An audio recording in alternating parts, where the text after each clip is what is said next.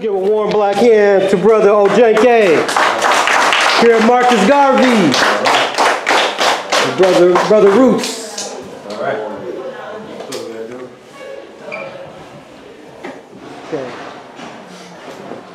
I think this week I have told you guys about, our guest speaker that was coming, and he's here.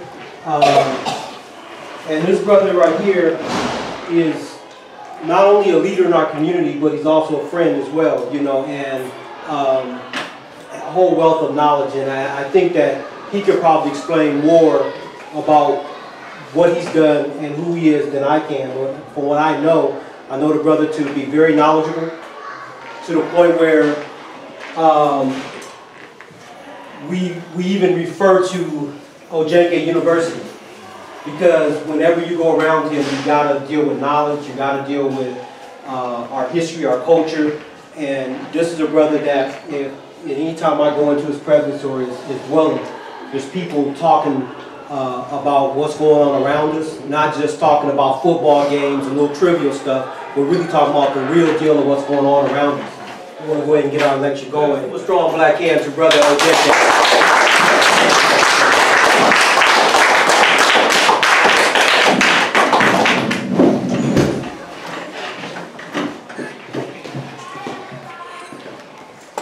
I woke up in a curfew, and oh Lord, I was a prisoner too. I could not understand the faces standing over me. They was all dressed in uniforms of brutality. How many rivers do we have to cross before we finally talk to the boss?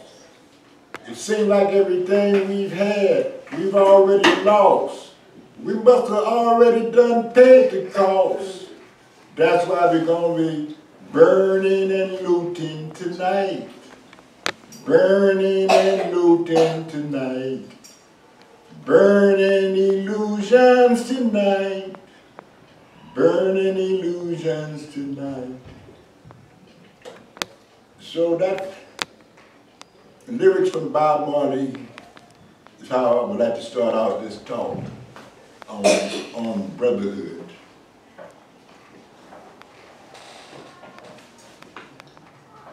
Brotherhood is a concept, a reality that many of you young brothers have not experienced in this day where you got Bloods and Crips and Pyrus and everybody killing everybody at gang wars and all this here. But I want to talk about a time when the gangs disappeared from the black community and was replaced by a sense of brotherhood all over the black community. At that time in the, let's say the 1960s, the black community looked much different than it does today. And you could go anywhere in the black community and be safe. Because as long as you was black, you could be light as daylight or dark as night. It didn't matter. Wherever you went, you was a brother. Everybody was a brother. There was no war. We was united in the purpose of trying to free our people. That was the liberation movement of the 60s. That was the first time that black people stopped looking at the ground when white people was around. That was the first time that the negative self-images that had been installed in the black mind by the experience of chattel slavery was completely destroyed.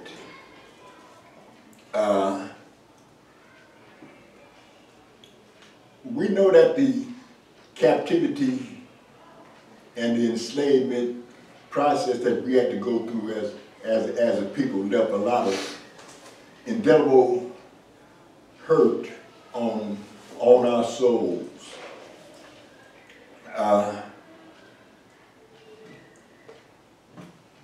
It was in the early 20th century that the man who your school is named after, Marcus Garvey, came out and began to teach black people that we were a noble and royal people. He taught us about our African ancestry. Taught us to look toward Africa. We began to feel a sense of pride and move forward. And I think most of you already know that Garvey had the biggest organization of black people in history.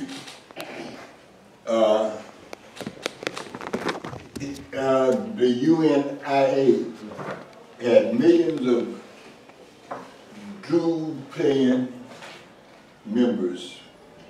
Internationally, all around the world, we have black people who was part of this organization. But we know that Garvey and the UNIA was sabotaged by the United States government. Because we're going to see this pattern repeated over and over again throughout our history.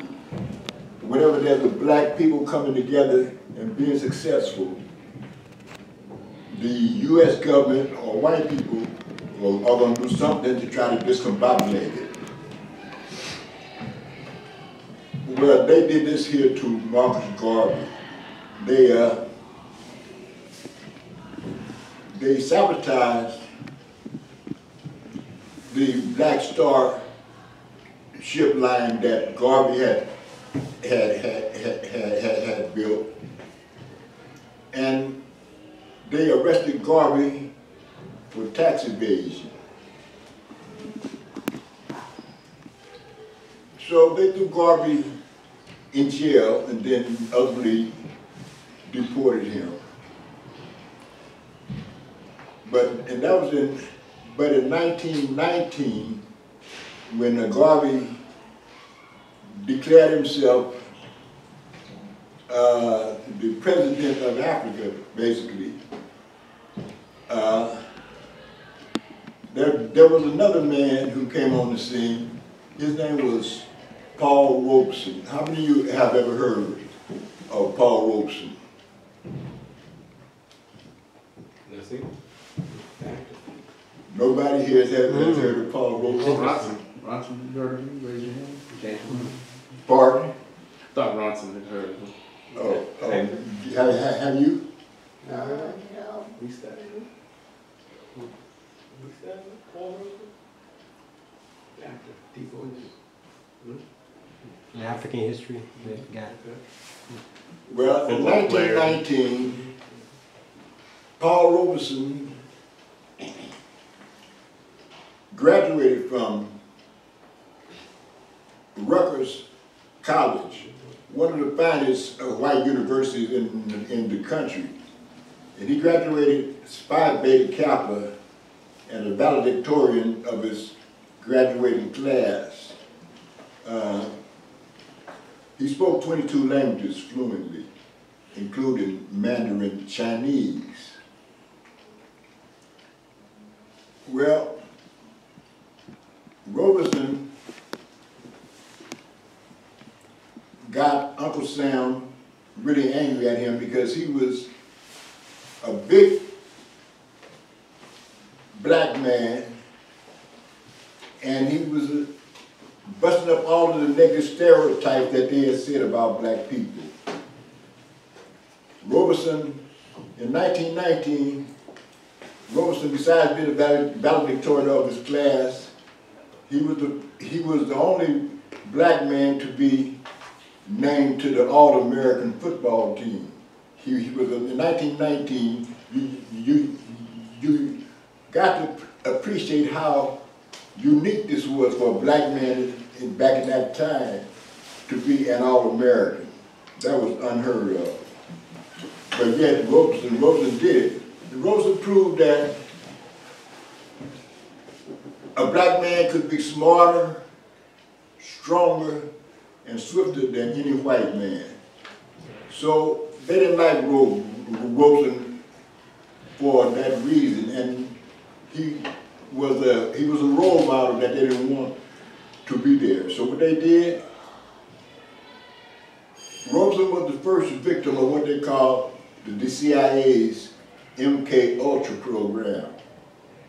That program was where the CIA would come and they would slip some hallucinogenic drug on the person. The person didn't know that he was being doped up. So Robeson was at what was it? It was a diplomatic party in Moscow, and the CIA slipped him some wine that they had spiked with LSD. When Robeson drank it, and all of a sudden he started experiencing these bizarre hallucinations. He started seeing things, the wall talking or whatever. So he started acting really bizarre. He didn't know that they had this LSD in him. So he started acting very bizarre. So what did they do? They went, the United States government shanghaied him to England, where they committed him to an asylum. And they gave him 200 shock treatments. And sent him back to America, a shadow of his former self. So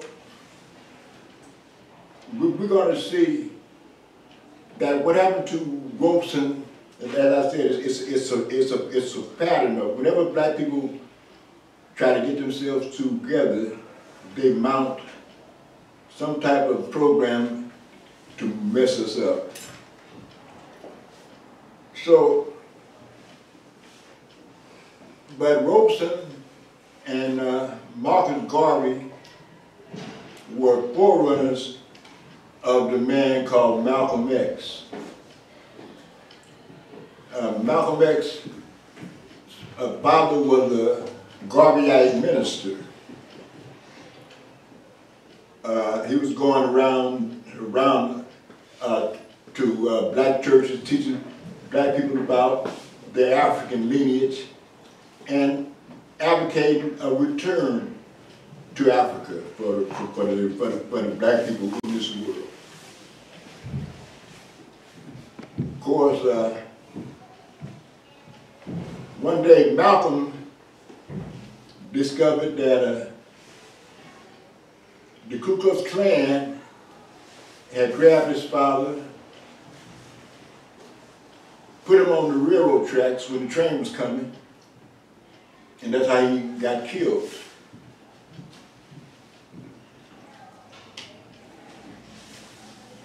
I'm looking at the age of this audience, and like some of the things that I would like to talk about are sort of X-rated, you know. Especially when I talk about slavery. I don't like to watch movies about slavery because once you see how horrible our ancestors had to, those horrible experiences they had to suffer, it gets to you. But people like Garvey and Malcolm was trying to get us to fight against this here oppression. And for no other reason than that, they became the enemies of the United States. But Malcolm was the voice that awakened black people in the 60s. And it culminated where black people began to say, well, we're not going to take this here no more. In 1965, in Watts, black people set that little town on fire. It was the Watts riots, the flames seemed to have lit up the minds of black people. And out of that came a whole bunch of black liberation organizations. Primary amongst them was the Black Panthers, the US organization, We at SNCC, and the group that I belonged to was called the Watts Writers Workshop.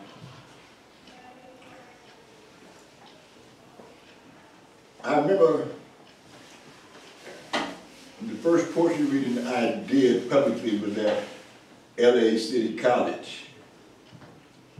And on stage with me at that occasion was a brother called Bunchy, who was the head of the Black Panthers in LA. And also on stage with us that day was Maulana Ron Karinga. So this was a time when, like I said, this was a time of brotherhood between brothers. There was no animosity, no gang warfare, nothing going on between us then. The Panthers and us at that time, there was, like I said, we was all on stage together, we was all grooving together. But what happened to this unity was a guy called J. Edgar Hoover. J. Edgar Hoover came with what he called the COINTELPRO. And that was dedicated to get rid of any black leader that rose under the theory that you kill the head and the body will die. So what they did was that they pitted the Panthers against the US. I was at the Black Congress, which was during that time, it was an organization of all of the black liberation organizations. We all got together and had this place called the Black Congress. And we was there one day, and Karinga said something to Bunchy that infuriated him. Next thing you know, Bunchy slapped Karinga.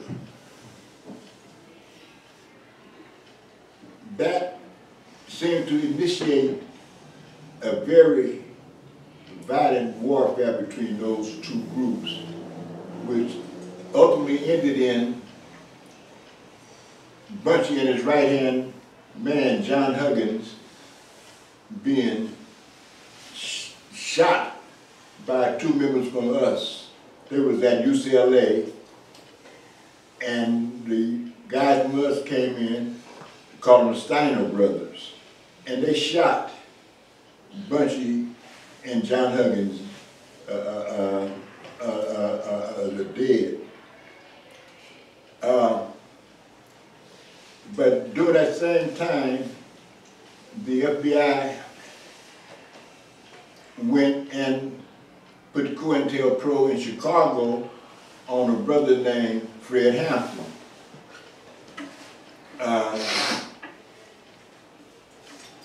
Fred Hampton was a very powerful organizer of black people, and it was on his birthday. They was having a birthday party for him, and his right hand, or his man that was handling his security, was really an undercover operative for the Chicago police. And unbeknownst to Fred, on that night, this guy slipped a Mickey into Fred Hampton's wine. And so he also gave the police a blueprint, a layout of Fred Hampton's pad, and he left the door unlocked that night. So early in the morning, the police come in there. Fred Hampton was doped. He was sleeping. The Mickey that the guy gave him, he was sleeping when they came in there in his bed with his woman, and they ventilated. They shot him multiple times in his sleep. He never woke up.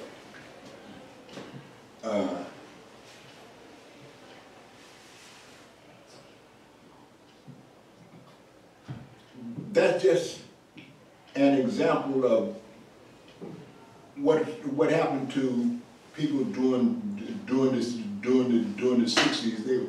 The idea, like I said, was to cut off the head and the body will die. So Fred Hampton was the head of that organization.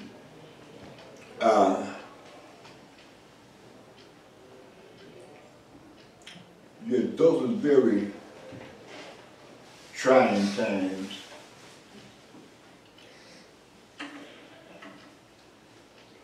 So what they saw was that the black people were coming together, and that as long as they was coming together, we had a certain power, and this what we call black unity. So what did the U.S. government decided? Well, wait a minute, we cannot allow these people to be together. So what did they do? They dumped rock or crack cocaine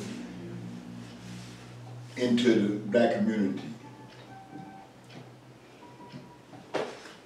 You guys probably are too young to know about the devastating impact of that drug upon our community.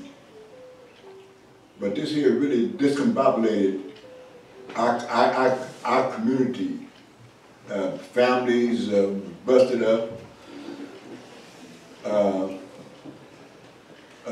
Sisters who were very church-going sisters had become very immoral.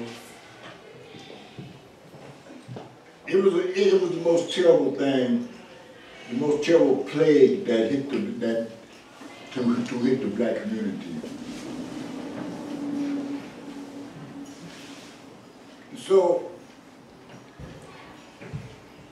they said, what we have to do is we have to destroy the head. So they went after the black intelligentsia. They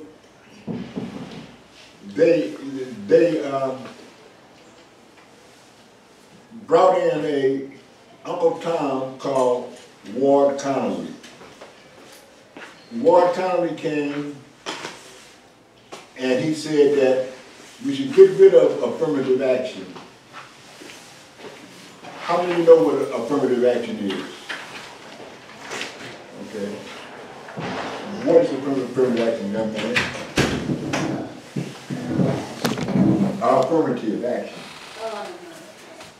You don't know, and did you raise your hand? Something quick. Pardon? No. When you do something quick. Okay. Okay. Okay.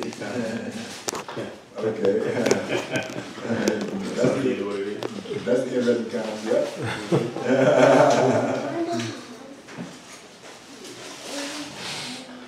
Anybody else? Do anybody have an idea of what affirmative action is? Go ahead. Well, affirmative action was a program that they had in the universities and colleges that would make a way for black people to be able to go to college.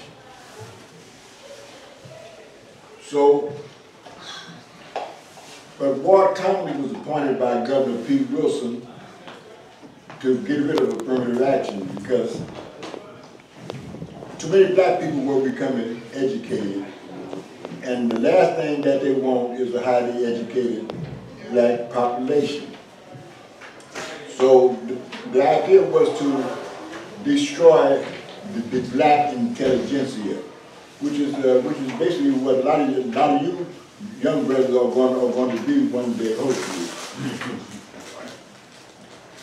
Yeah, y'all going to be our intelligentsia. Because everybody need a head to think for them, to speak for them, to look out for them. And that would be your job as men. Hopefully you are preparing yourself for that great responsibility. But anyway, Ward County was very successful. He got affirmative action passed, and at UCLA, there used to be a lot of black students there. Yeah, used to be. But with the affirmative action gone,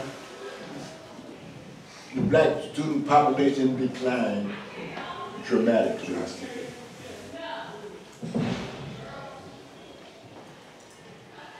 So I would like to end this talk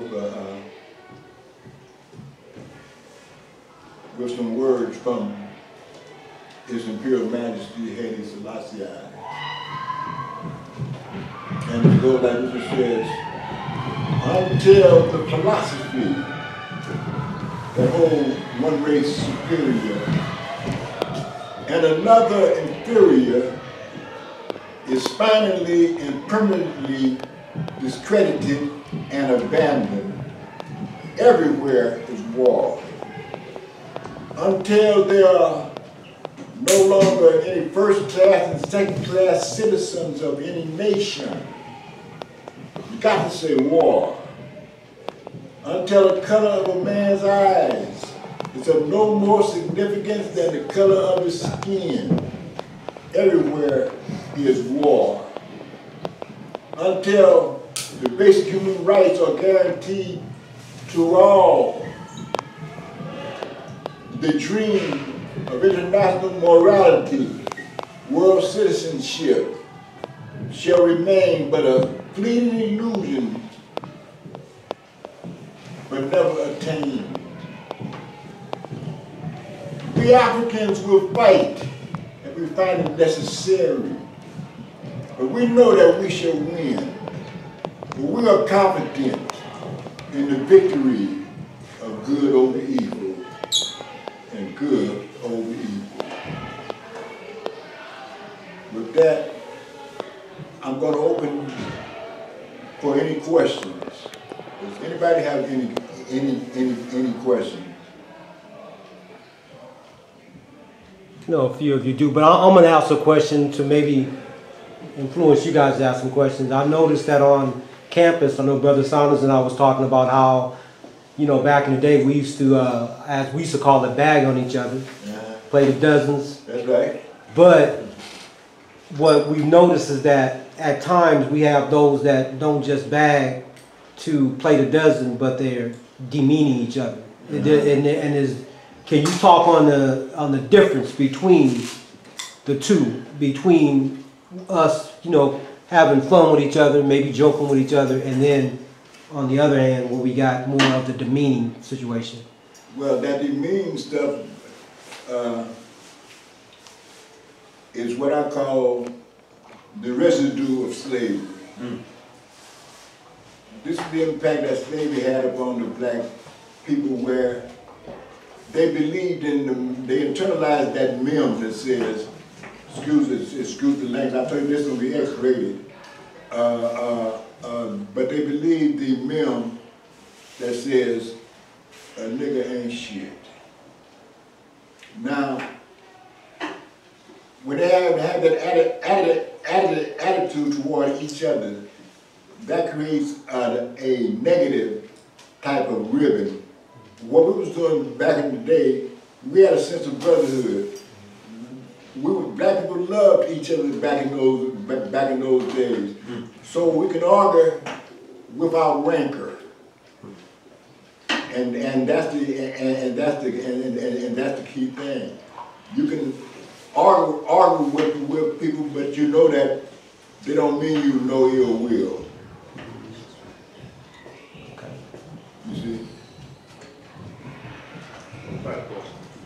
When they got to the point where you can see these two groups, these brother groups like us, Black Panther organizations, were very significant. Right.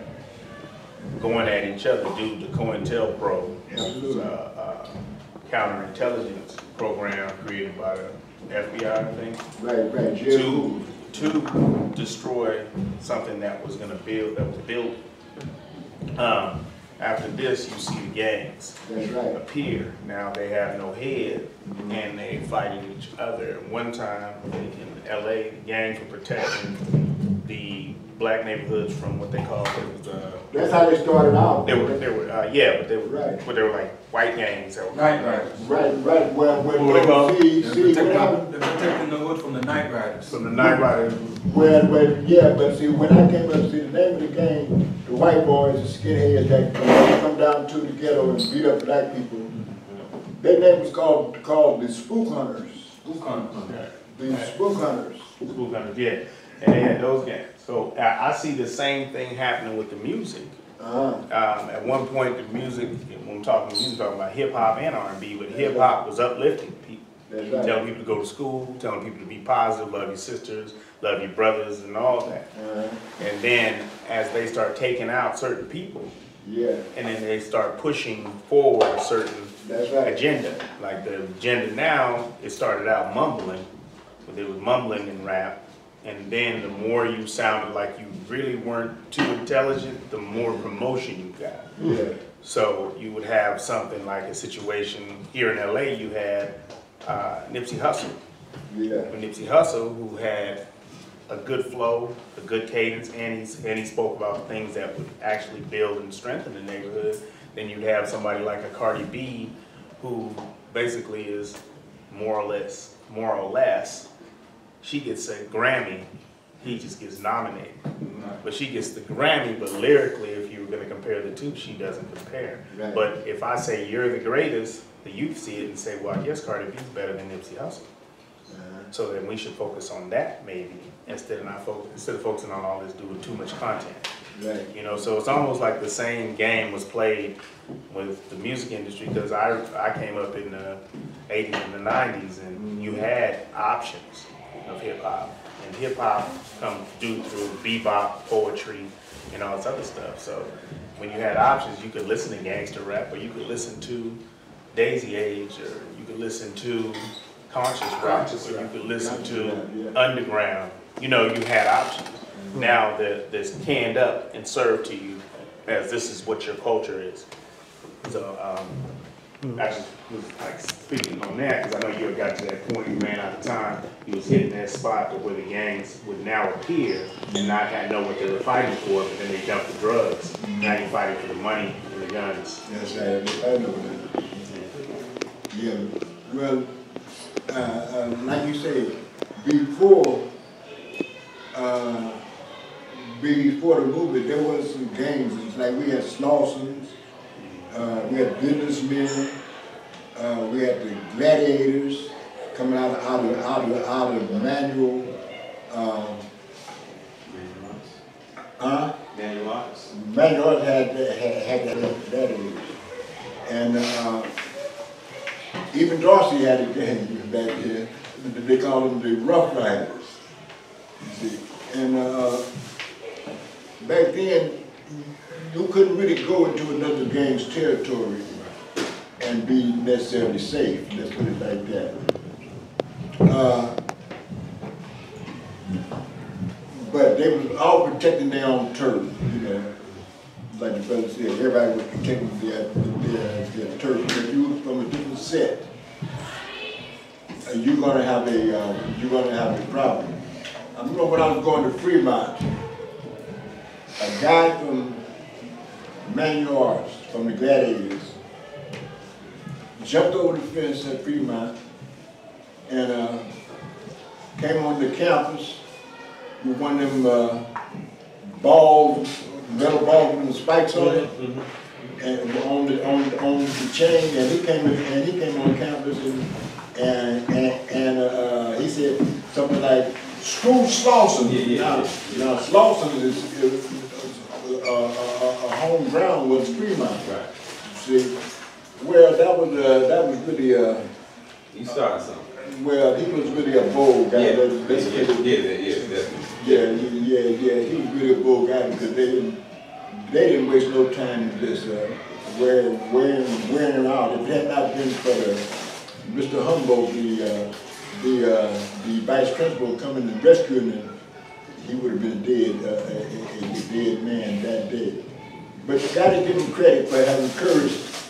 Definitely a brave one. He was very brave, you know. Brother Ojenke, how do we bring the young people to focus on unity in a society when all of them have screens in front of them now? Right.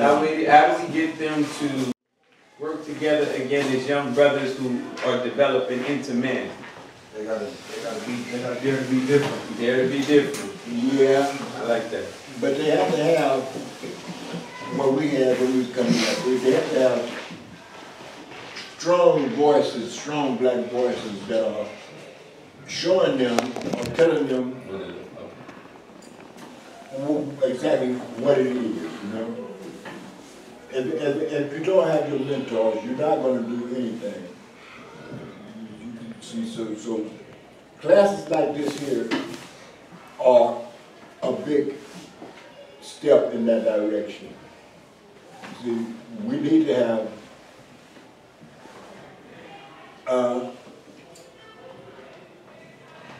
black leaders who are more exciting than the movie and the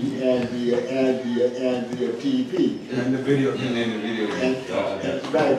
But see, somebody need to tell Spike Lee we need us a real movie about Marcus Garvey. I agree.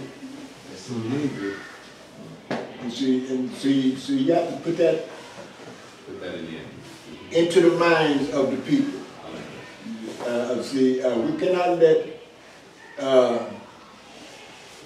people like Marcus Garvey and Malcolm and Paul Robeson disappear from the pages of history, which is actually what they tried to do with Paul Robeson. You know, President Truman gave the order for all books and everything bearing reference to this great man to be destroyed.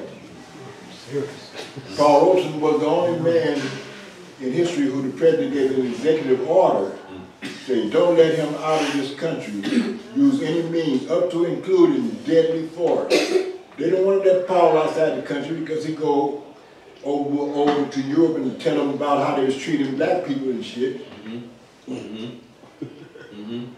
They was really upset with Paul. You know, if they didn't want to let him out the country. Yeah. Thank you. Hey, let's not take too much of the. Let's give Brother Ojenke a warm black hand.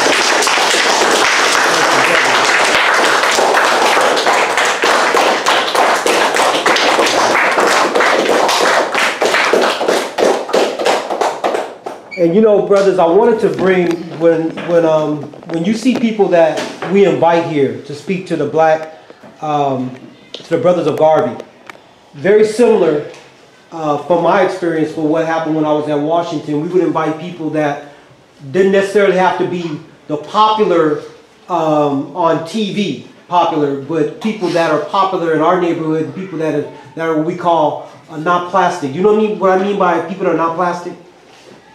What's that mean? Fake. Yeah, people that are not fake, that are real and that are actually genuinely doing work in our community. And those are the people that we want to introduce you to. People that you see this brother in the neighborhood. You know, this ain't somebody who's coming from Beverly Hills out of there and coming down to us and sharing with us. This is a brother that's actually been here and been in our community. And so, you know, when you see this brother, greet him, and you guys are the ones that's going to be taking the torch. Remember everything that he said. That's why I videoed this, because we're going to go back over some of the things he talked about, and maybe when we have him come back, we can have some more questions for him. You know, after we dissect some of the things that he talked about. I actually learned a lot today too, as a teacher here.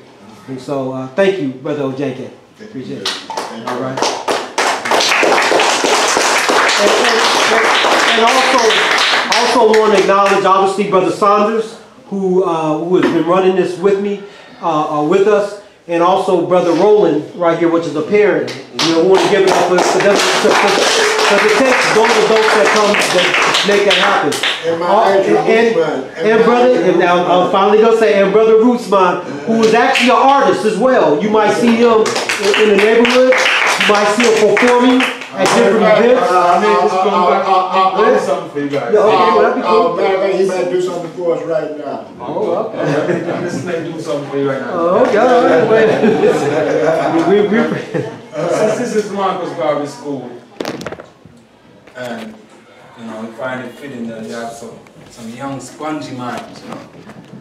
So it's always good to, you know, catch the pearls before very receiving, you know, ones, rather than casting before swines.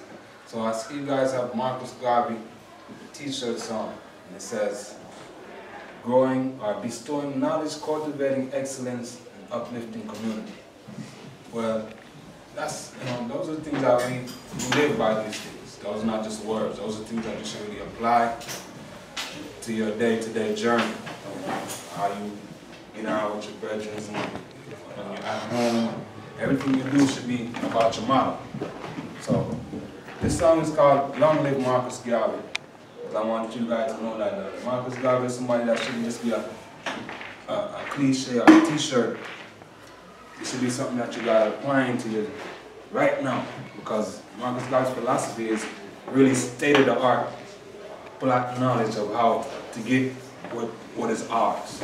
Because it's a self-reliance. He's a self-reliance genius. So, long live Marcus Garvey. Long live Messiah Marcus Garvey. Long live Marcus Garvey. Hope you might erase that what him told me. Long live Marcus Garvey. Long live Marcus Garvey. Long live Marcus Garvey. Hope you might erase that what him told me. Step something or fascinating.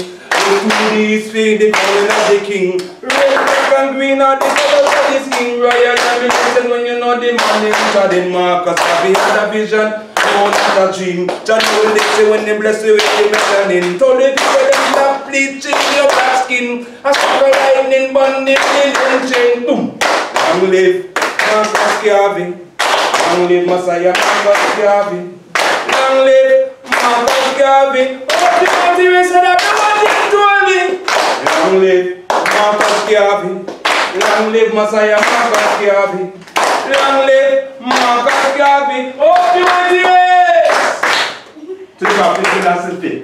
I clean. Rise it up something, come make me chant and sing. Look to the man, you know, say yes, in the whirlwind. Double the sword upon him, strike and ting. Black Star Liner 7913. Miles of six upon you know the ocean selling. Repatriation tell them what to hide for sin. Unity you know the strength. That's not joking. Long live Marcus Garvey.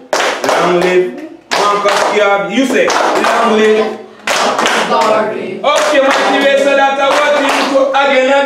Long live Marcus Garvey. Long live Marcus Garvey. Long live Marcus Garvey. Oh, you want to yeah. All right.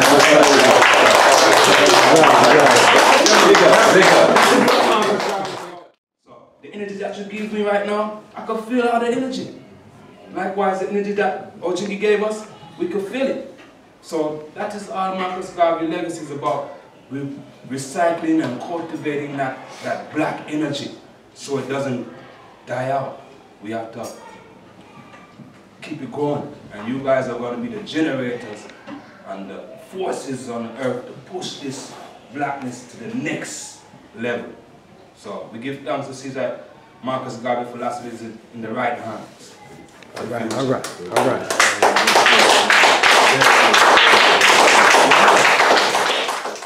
Coming there. Later turns out, people find out that he's the son of Richard Helms, who was director of the CIA. And he gave Bob some shoes to wear for this shooting that they would do for the soccer. When Bob put the shoe on, he immediately screamed in pain. Ouch. Ouch, yeah. Because they discovered that inside the shoe, up by the toe, was this big toe, was this needle. And this needle had been punctured his toe, but this needle had been treated with cancer virus. And so when it penetrated Bob's toe, this virus got into Bob's bloodstream. And the cancer started in his big toe. Then it metastasized on up into his body and into his lungs and eventually into his brain. But the point was that Bob was bringing a message that the wicked cannot stand. And he was telling the truth of, he was telling Africans to unite. Now, that there is something that we know they don't want to happen. Because we see what happened to Muammar Gaddafi. Gaddafi was financing the United African States. That was where all of the African countries were going to come together and become one nation. This here frightened the Western powers. So they got together and they figured out a way. Well, what happened was that they have been trying for many years to get rid of Gaddafi, but they couldn't do it until Obama coming on the set. And Obama is another interesting phenomenon. Because when Obama was running for president, we saw another level of black unity. Black people united around that. That was the hope that this guy was going, one of us was going to come and he was going to look out for us. Well, that was a very big disappointment. Let me put it like that. You know, it was a very big disappointment because Obama did not look out for us. Matter of fact, Obama might have done for the gay folks. Right. Right. Exactly right. Right. Us common folk. Yeah. But yeah, that's what I wanted to talk about. You know, was like God, you know, traveling around with God, you know.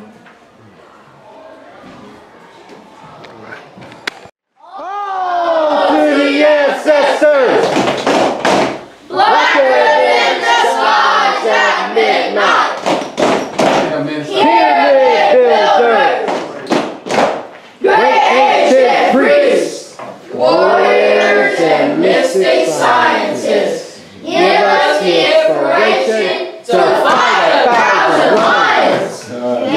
us the enlightenment to unravel the mysteries of the universe. Give us the sustenance to travel through the cracks of this harmony. Help us in this time of need. Praise be our active name. Power to the black people. Amen. All right. Good job.